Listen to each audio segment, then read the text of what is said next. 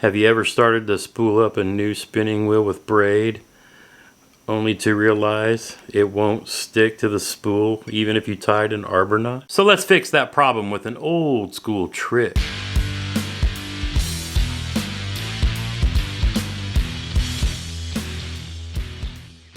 What's up, everybody? Welcome to another episode of Fishing with Gramps, presented by American Legacy Fishing Company. Now, over this year, I kind of got into kayak tournament fishing and decided at one point I needed to up some of my rods and reels for very technique-specific things.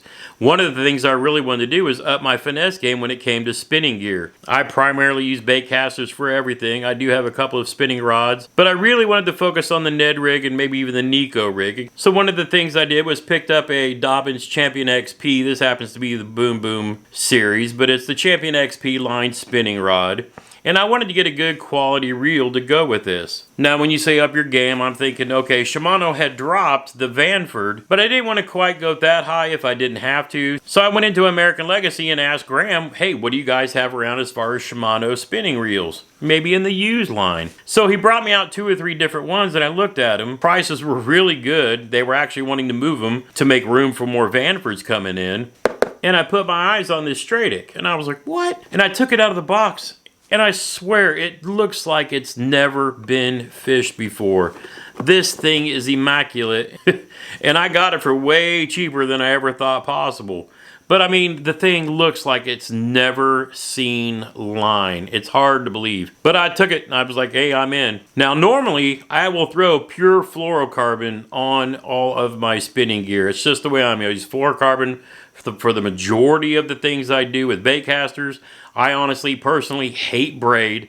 I hate how a lot of the times if you make a cast or even if you whip your rod or it gets caught in the wind, that braid will wrap around the tips of your rod. But I'm making an exception in this case because with my aging eyes a little bit, I wanted to go with some Seaguar Smackdown High Vis Green just so I can have every opportunity to see that line moving in the water when baits as simple and as light as a Ned rig get picked up. But you can run into issues with braid on plain spools. You tie that arbor knot, line it all the way up, you go to rig that whole thing, tie your Ned rig on, and then you notice if you pull on the line, that line can spin on the spool. Now you could go monofilament to braid to then your fluorocarbon leader, or you can use an old school trick that we've been using for the last 20 years, ever since braid came out. So let's hop on over to the table and I'll show you what I'm talking about.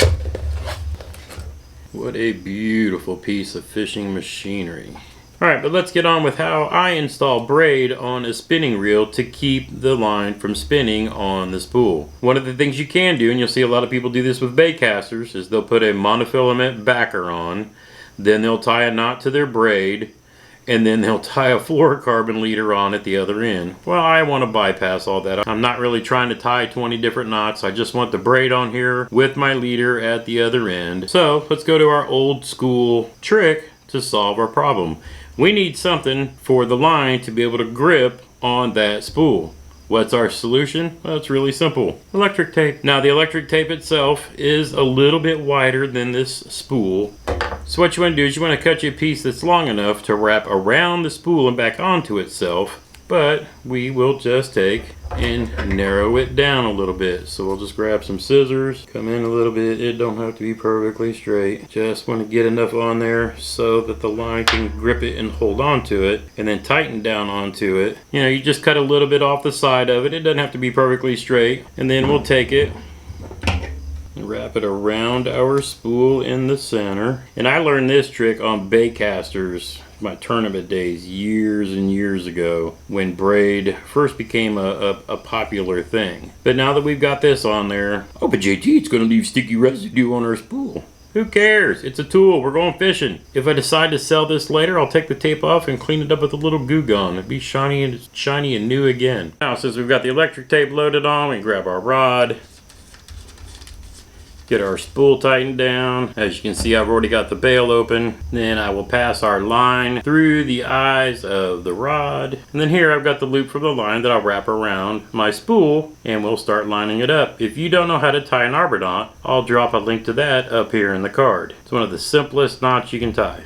And then from here, I'll just wrap the loop around the spool, cinch it tight, close the bail, and then start reeling the line on. And there we have it, folks. A great combination that I've been looking forward to getting out and using on the water.